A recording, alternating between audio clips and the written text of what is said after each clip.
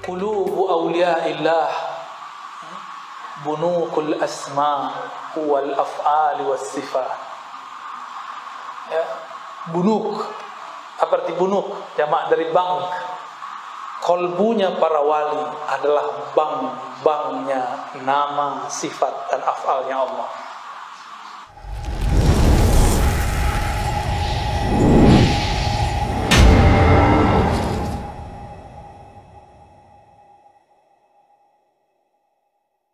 Sudah terlalu banyak yang saya dengar. Bingung memulai dari mana. Tolong tunjukkan aku amalan yang mencakup semua itu. Lalu baginda Rasulullah SAW mengatakan, la yazalu lisanuka rataban bidzikrillah. Jika syariat Islam terlalu banyak bagimu, ilmumu sudah kebanyakan, lalu kamu bingung mulai dari mana, maka ketahuilah amal yang paling mencakup semuanya, tujuan dari amalan itu cuma satu, zikrullah. Maka kemudian Nabi mengatakan, la yazalu lisanuka ratban bi dzikrillah. Lisanmu senantiasa basah, tergerak untuk menyebut-nyebut nama Allah. Lisan itu ada dua, ada lisan zahir, ini dia. Ada lisan batin, lisan qalbu. Tujuan dari lisan ini supaya lisan yang di qalbu ikut berzikir. Duluan mana yang berzikir? Qalbu atau lisan? Qalbu. Itu mukmin namanya. Tapi kalau duluan lisan, itu namanya munafik. Imam Ghazali ditanya muridnya mengenai tingkatan orang baca zikir. Apa kata beliau? Tingkatan pertama, lidah membaca, hati melayang. Benar ya? Baca la ilaha illallah, pikiran kemana-mana. Benar. Itu sebenarnya sudah munafik kecil itu. Karena idza hadatsa kadzaba. Kalau dia berbicara, dia bohong. Dia mengatakan la ilaha illallah tapi qalbunya melayang-layang. Maka itu munafik kecil. Nifaq sughra. Munafik kecil. Itu berbahaya kalau dibiarin. Ya. Oleh karena itu kalau baca la ilaha illallah harus bersamaan qalbu dengan lidah. Bahkan mulai dari qalbu. Saya lihat ini ada foto Syekh Fadil ya, Said Fadil. Pernah menginjakkan kaki di sini? Pernah ya? Beliau zuriat Syekh Abdul Qadir Jilani dan yang menyelamatkan karya-karya Syekh Abdul Qadir Jilani. Ya, salah satu pemegang sanad kitab-kitab beliau lah ya. Syekh Abdul Qadir Jilani itu keturunan Sayyidina Ali. Jadi beliau Sayyid juga. Maka disebut Sayyidi Syekh atau Sidi Syekh. Dan ajaran beliau yang paling dikenal adalah ajaran la ilaha illallah. Baik zikirnya keras ataupun lembut. Maka sekarang dimanapun di dunia, kalau ada orang zikirnya sedikit keras, la ilaha illallah, itu pasti murid-murid daripada orang yang bersanad bersilsilah kepada Syekh Abdul Qadir Al-Jilani. Ya. Syekh Abdul Qadir Al-Jilani mengajarkan kalau baca la ilaha illallah supaya sesuai qalbu dengan lisan, maka ada pemaknaannya. La ilaha itu nafi, menolak selain Allah. Illallah hanya menerima Allah semata. Ya. Duluan mana? Menolak atau menerima? Coba buka ayat kursi. Allahu la ilaha illahu. Allah dulu baru la ilaha illahu. Allah itu isbat. Kita tetapkan dulu nama Allah di qalbu. Baru baca la ilaha. ilaha dengan pikiran. Maka kalau orang belajar zikir dalam thariqah, itu pasti la ilahanya diarahkan ke pikiran. La ilaha. Itu kan? Itu rahasianya begitu. Karena pikiran ini bisa mikir banyak. Kalau kolbu nggak bisa banyak, kolbu cuma satu. Kolbu hanya mampu memikirkan satu, hanya mampu mengarah kepada satu, nggak bisa dua. Ya, tidak ada dua kolbu di satu dada, nggak ada. Ya, nah, ini tips. Jadi kenapa nih kita kalau zikir la ilaha illallah nggak ada rasanya? Karena tidak mengikuti teknik ayat kursi. Nah, ini teknik ayat kursi. Sebelum baca la ilaha illallah, sebut dulu nama Allah di kalbu. Allah, Allah, Allah. Isbatkan dulu, tetapkan dulu nama Allah di kalbu. Baru baca la ilaha, dihunjam lagi ke tempat kalbu yang tadi baca Allah. Illallah. Kalau nur ketemu nur, disebut nurun ala nur. Nama Allah itu cahaya. Kita masukin lagi nama Allah, cahaya lagi. Cahaya berlapis-lapis cahaya.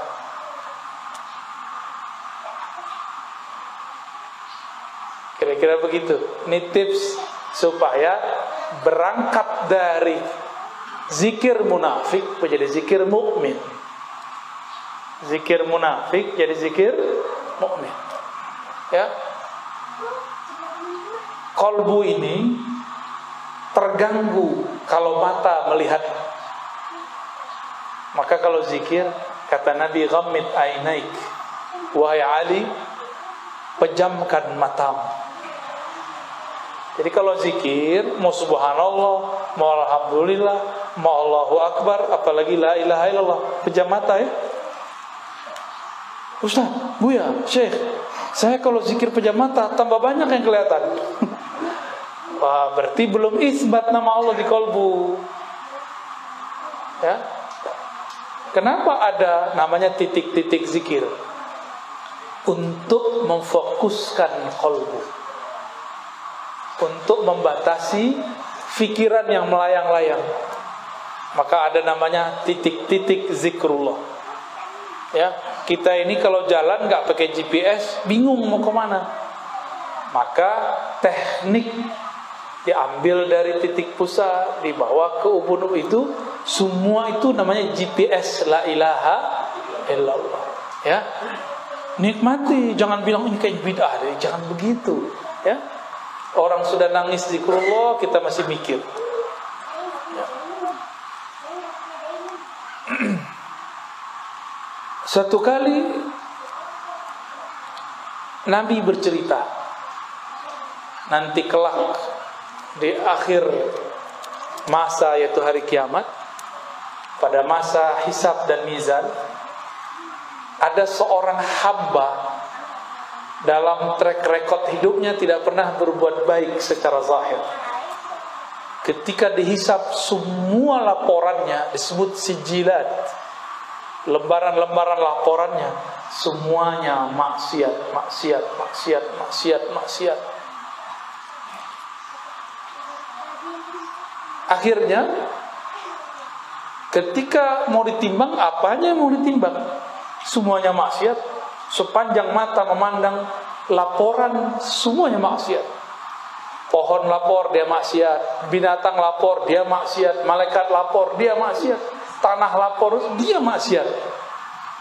Dia diam aja. Ini orang diam aja. Di dalam hatinya menyimpan satu rahasia. Ya.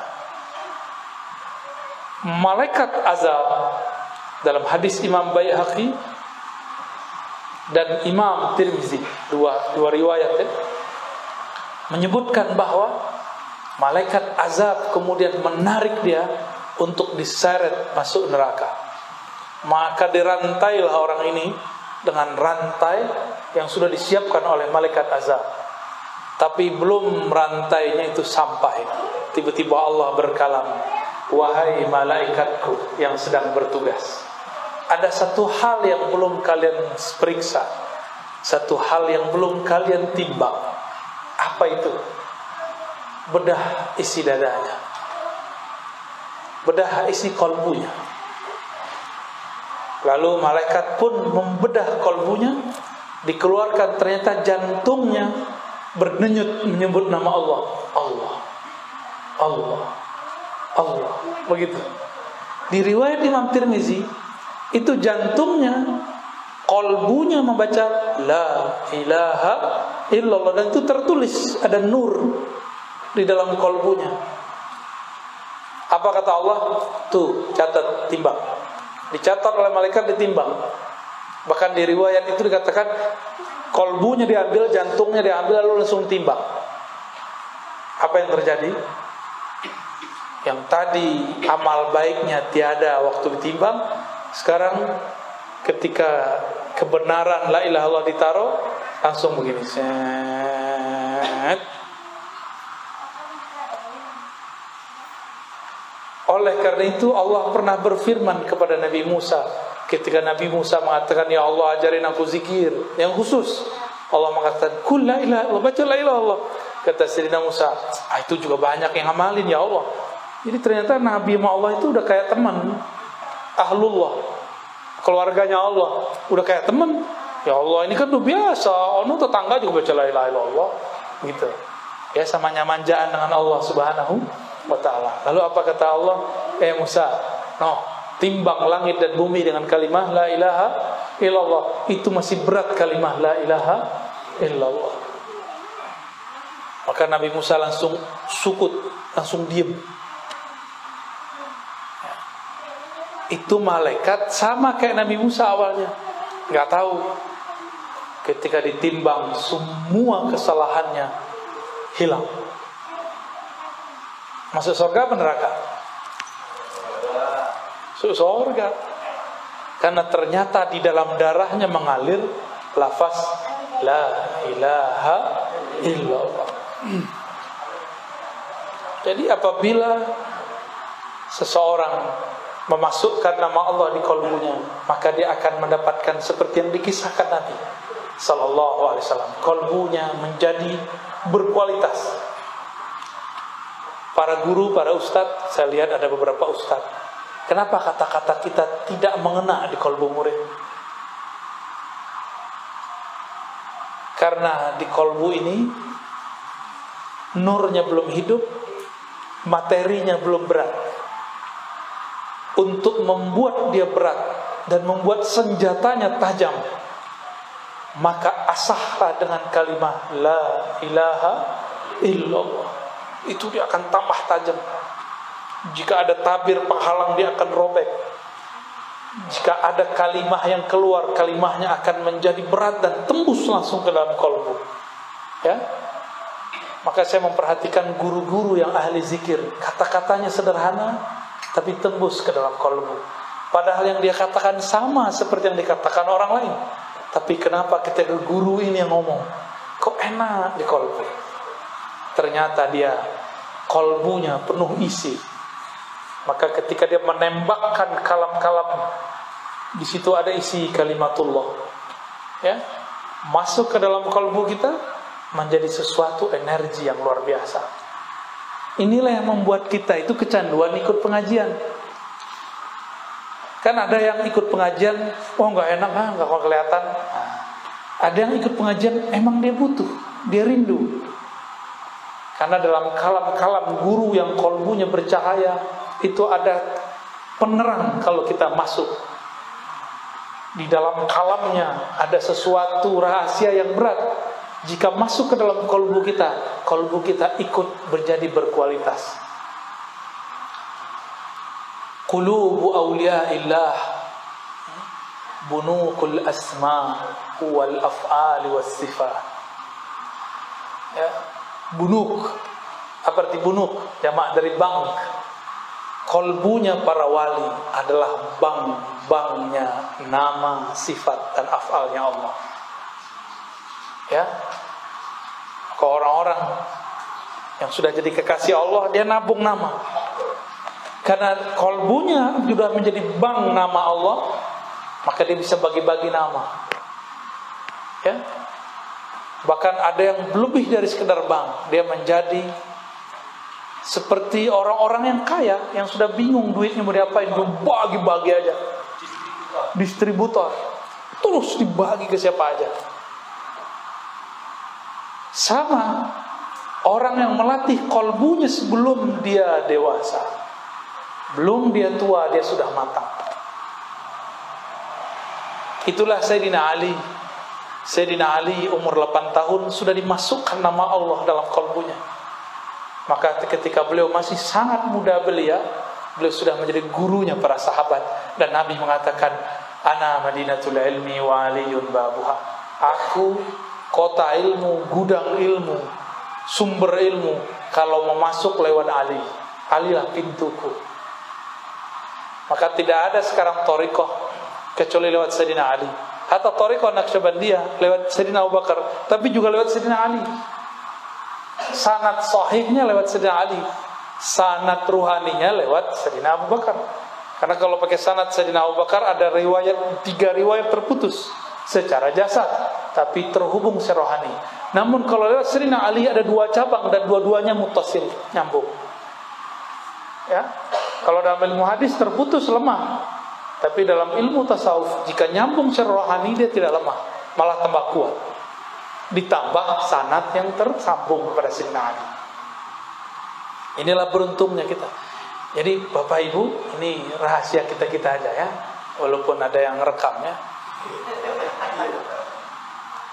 Ahlus sunnah itu jangankan ilmu yang besar, Al-Quran yang banyak itu ayatnya, satu kalimat la ilaha illallah aja ada sanadnya. Satu kalimah la ilaha illallah ada sanadnya. Bahkan dipecah kalimah huwa itu ada sanadnya. Hu Allah ada sanadnya. Zikir hayy ya hayyu ya qayyum itu ada sanadnya semua. Apalagi Quran, apalagi sholat, apalagi ilmu ma'rifat, bersanad semua. Terakhir ada satu hadis Nabi sallallahu alaihi wasallam mengatakan, ketika aku naik ke alam malaikat, disebut malakut, tiba-tiba aku mendengar ada malaikat berzikir. Ya? Apa zikirnya? Subhana rabbiyal azim wa bihamdi. Ada lagi subhanallahil azim, subhanallah bihamdi, subhanallah bihamdi, subhanallah azim. Itu diulang-ulang. Subhanallah azim, subhanallah. Diulang-ulang terus. Jadi ternyata ada malaikat dari awal dicipta zikirnya satu aja. Subhanallah bihamdihi, subhanallahil azim. Itu jadi zikir kita kan? Itu zikir malaikat di alam malakut, di alam mereka. Malaikat itu nggak minum ini, minumannya zikrullah. Malaikat tuh nggak makan daging, nggak makan ikan, dia makan zikrullah. Maka kalau ada majelis ilmu, majelis zikir, itu malaikat dari langit turun ke bawah, itu kenyang dia bukan main. Jadi Allah itu memuliakan manusia. Dengan apa caranya? Kitalah yang menyajikan makanan-makanan malaikat itu. Bid'ah nggak ngaji begini? Jadi lebih mulia siapa sebenarnya? Yang ngestok makanannya malaikat kita sebenarnya loh ya. Itulah rahasianya. Ini rahasia kita yang kedua, yang terakhir. Kenapa rumah wali-wali Allah senantiasa didatangi, dikelilingi malaikat? Karena mereka dapat sajian terus di situ. Sebagaimana Sayyidina Ibrahim, setiap kali ada tamu datang dia buatkan makanan. Dia lupa kalau yang datang, karena saking asiknya. Beliau ini hore, kalau ada tamu, beliau girang sekali masak untuk tamu. Kalau kita kan, datang lagi nih, wah beban lagi nih, gitu ya. Nabi Ibrahim bukan orang kaya, tapi beliau menyediakan beberapa ternak. Kalau ada tamu datang, dia gulai, dia kebuliin, kira-kira gitu loh saran ya. Beliau langsung masak dengan tangannya. Ternyata suatu kali yang datang 3 orang itu bukanlah manusia, sudah dihidangkan nasi, makan, kebuli, kira-kira begitu. Nggak disentuh. Malaikat minat nggak sama nasi? Minat nggak sama gandum? Minat nggak sama daging? Sama janda aja dia nggak minat. Sama gadis aja dia nggak minat. Itu malaikat. Kalau kita mah minat-minat aja kan. Karena kita bukan malaikat. Karena belum asik. Di situ baru sadar. Jadi rutinitas kita kadang membuat kita terhalang daripada memandang rahasia-rahasia. Maka saya apresiasi siang-siang bolong begini, jam kerja masih pada datang ke majelis ya. Gak ngantuk-ngantuk lagi, tidur lagi ya. Aji, itu ruh antum tuh yang bawa sini tuh. Ya. Kalau ruhnya nggak hidup nggak mungkin datang siang-siang begini. Kalau orang yang akalnya lebih kuat dia ngomong, ngapain sih siang-siang bolong ngaji?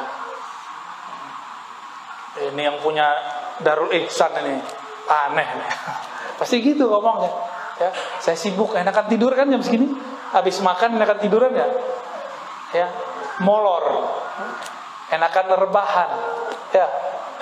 Tapi ruh kita mengajak yang lain. Nah, orang-orang seperti ini didatangi malaikat.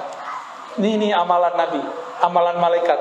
Malaikat mau tugas mau menghancurkan kaum Bani Lut.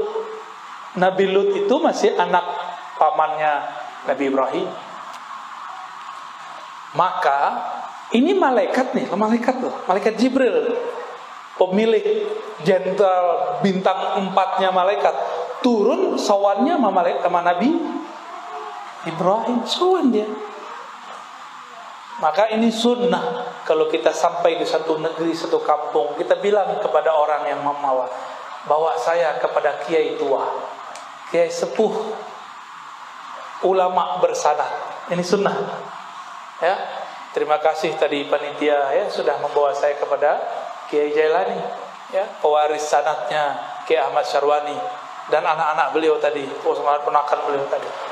Ya, Al-Banjari tadi namanya. Syukran.